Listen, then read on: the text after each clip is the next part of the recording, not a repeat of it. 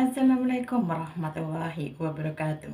Halo sahabat, saya akan membahas tentang bagaimana caranya untuk mengambil hati mertua. Karena sebagai menantu, mestinya kita ingin disayangi, kan? Sebagai menantu, kita harus tetap menjaga kesopanan dan juga tata krama serta perilaku dan ucapan kita. Dalam sebuah rumah tangga, suatu musibah yang paling besar apabila ada masalah dengan mertua. Sahabat, yang pertama untuk mengambil hati mertua yaitu tingkah laku kita, sikap kita, ucapan kita.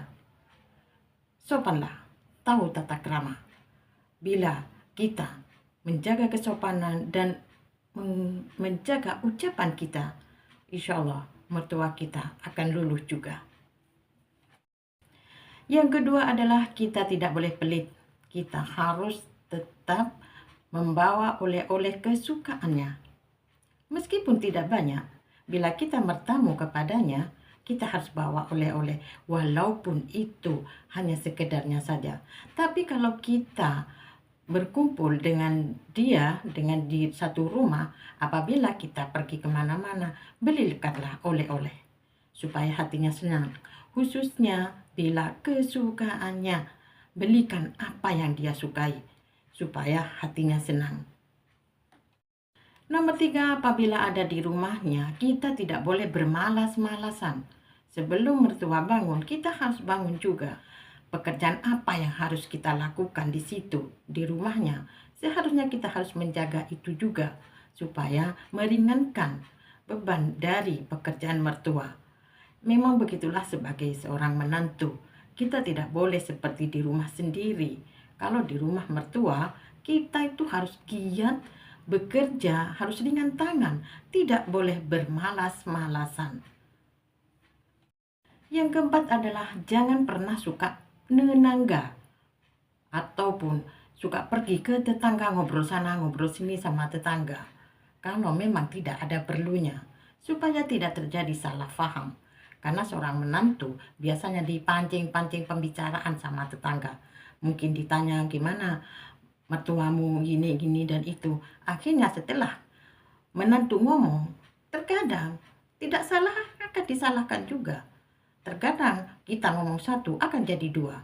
Makanya janganlah suka nenangga kalau ada di rumah mertua ataupun kita pergi main ke mertua. Yang kelima adalah berusaha untuk menghilangkan segala masalah atau problem dengan suami. Janganlah sampai kita berbicara kasar kepada suami atau berbicara dengan nada tinggi kepada suami kita. Walaupun sebenarnya ada masalah dari rumah atau ada masalah pribadi dengan suami, tapi kalau di hadapan mertua, diamlah, bersabarlah. Jangan diikut sertakan masalahmu di dalam rumah mertua. Cuman khusus untuk kamu dan suamimu saja, supaya mertua itu tidak mendengar. Atau jangan sampai kita mengatakan atau berucap yang tidak pantas untuk kita lakukan. Anggaplah hubungan kita dengan suami baik-baik saja bila ada mertua atau bila di dalam rumah mertua, supaya mertua itu tidak tahu. Sahabatku, itulah kiranya di antara untuk mengambil hati seorang mertua supaya dia sayang kepada kita, dan selebihnya kita pasrahkan kepada Allah Subhanahu wa Ta'ala.